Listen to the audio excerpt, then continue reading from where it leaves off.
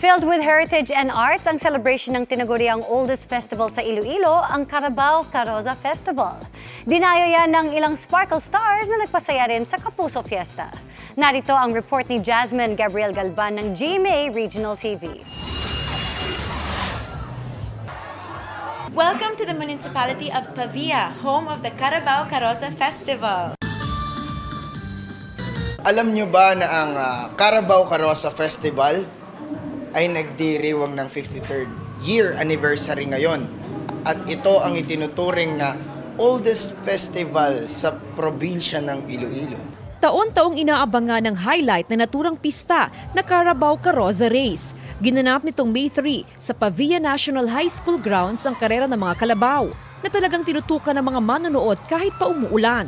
Sa huli, nang ibabaw ang kalabaw na si Mariel na pambato ng Barangay Purok 1. Sabi practice naman sa umay. So, naman na praktisan niya mo. Ibinida rin ng mga barangay ang mga nagagandahang karosa. Nitong May 4, binisita ng Kapuso Stars ang Barangay Pandak Pavia kung saan pati rin naman ang isa sa pangunahing kabuhayan ng mga residente. Mga kapuso, ang bayan ng Pavia dito sa Iloilo ay kilala rin sa kanilang pottery industry.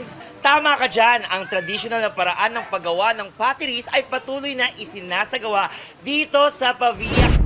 Pagsapit ng gabi, napuno naman ng mga pavianhon ang plaza ng bayan sa ginanap na Kapuso Fiesta. Nang harana si Sangre Adamus, Kelvin Miranda.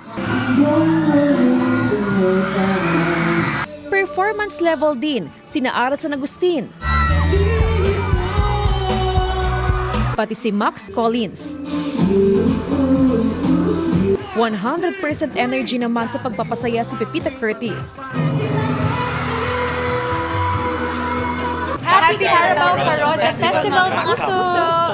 Mula sa GMA Regional TV at GMA Integrated News, Jasmine Gabriel Galban, nakatutok 24 oras.